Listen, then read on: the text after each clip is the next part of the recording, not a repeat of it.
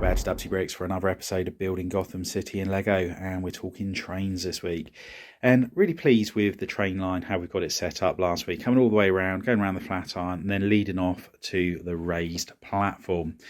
Now, I've been looking for inspiration for the train station which will be going on this raised platform, which will be below the skyscrapers that we're going to have there. So I want the train station to have that grand look to it, but also be able to have the skyscrapers on top of it without it looking out of place. Now, one thing I was considering doing was having Wayne Tower either down the end there or along the edge. However, if I do it on the edge, just down this side, it's not going to look right. It's going to be too close to the edge of the table.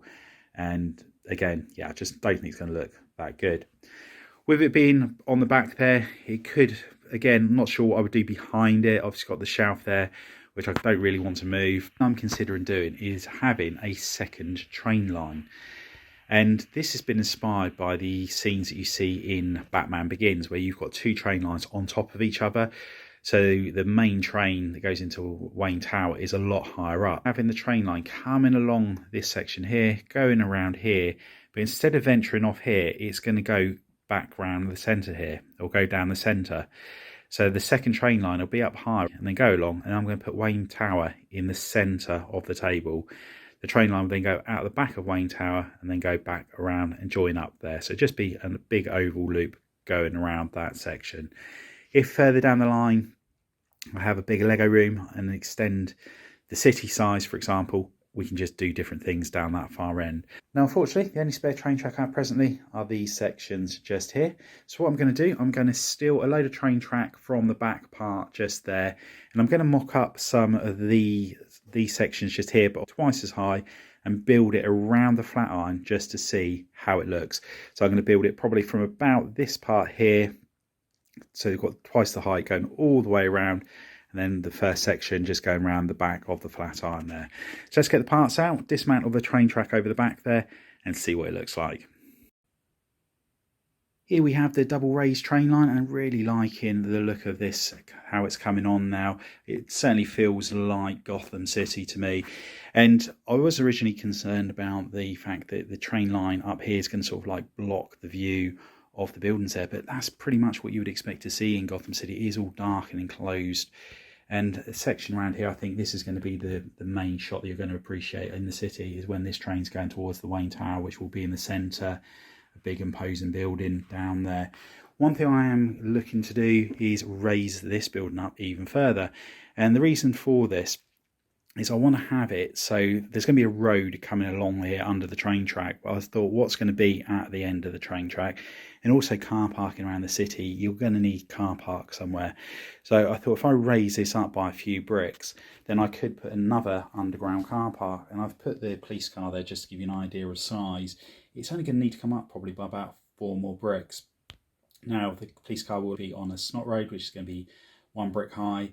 And so another couple of bricks just at the clearance of the roof. I'm going to start off by removing the flat iron building once more, raise it up, and then I'm going to work on the base plates that go along this section here to the entrance to the underground car park.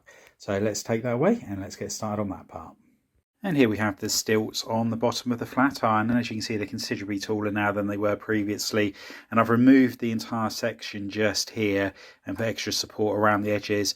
What I'm going to do, I'm going to put a black brick wall on the back here, and then probably masonry bricks and light bluish grey bricks on either side, and that's going to be the entrance to the car park. And then I'll just plate off the roof with whatever colour I think is the best one for there. So let's build the walls up on there, and then I can attach it to the Mills plate. And there are the walls all put on to the car park entrance, with the black at the back there to give the illusion that it goes further back than it actually does.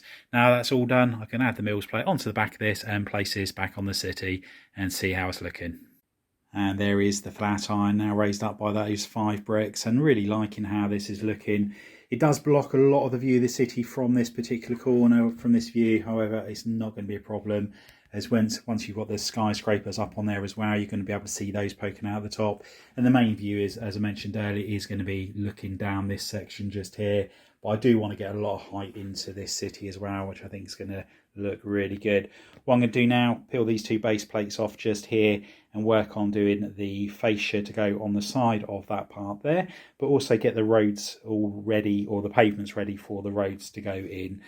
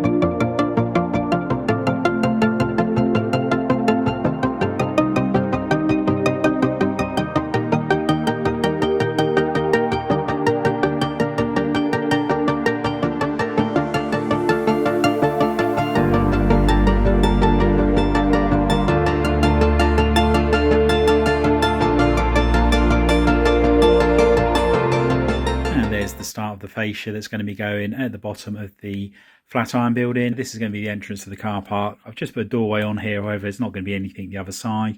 So I thought people will need to get in and out of the car park. Need to tile off all of the sidewalks and then put the road in the south. Let's move this over to the city and see what it looks like. And here we have the fascia on the bottom of the Flatiron building, and loving the look of this, how it's coming on. The black bricks at the back of the car park area there, I think really does give it a good visual effect on there. Once I put some barriers in the bottom of there, just sort of like where the entry and exit is, and also one hanging to warn people of the height of the vehicles, I think it's going to give it the finishing touches, as well as the road. Now what I'm going to concentrate on doing next are the Mills plates. They're going to be going along this section here, and also a road that's going to go down this section here. The Sanctum Sanctorum, I've just put that there to give me an idea of visually what it's going to look like, and I will build another building to go in its place, which will be a lot taller. One thing I do want to do with the buildings along here is I don't want there to be a pavement actually on the Mills plate where the building is. So what I'm going to actually do is have the pavement on the Mills plate, which has got the road section in. That's going to save me about 6 studs on these buildings here, which in turn is going to have a knock-on effect further in the city.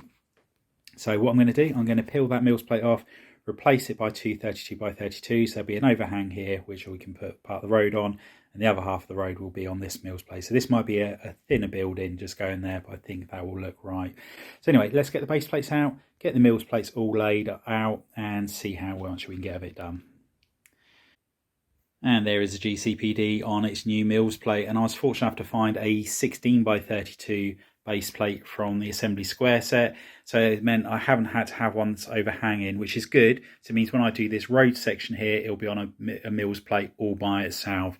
So now I've done that one there, I can concentrate on getting the pavement put in on the road ones here. So let's carry on doing these road plates here, and then we'll check back in once we've done so. And just checking in one final time for this update, and as you can see, I've placed the Mills plates all the way along up to the GCPD, all ready for their roads to be placed down and the sidewalks to be tiled off once I've got the relevant parts for that. It's going to be nice once I've worked out what sort of design I'm going to do for the railway, because then I can also build that into the roads as well. Now I'm not sure how I'm going to go about it, whether it's going to be using a snot technique, using a snot brick on the road section and then placing that on top of it, or whether or not I build the structure into the road and then build the road section around it, which is a possibility. But I want it so I can pull everything apart quite easily when it comes to rearranging or moving the city. We're really pleased with the amount of progress we got done this week. It's certainly nice to see things planned out more like this. It's feeling more like a city. The next thing I'm going to be concentrating on is this building that's going to go in this slot just here, and I'm going to make it obviously a corner building, so hopefully I'm going to have the doorway actually on the corner.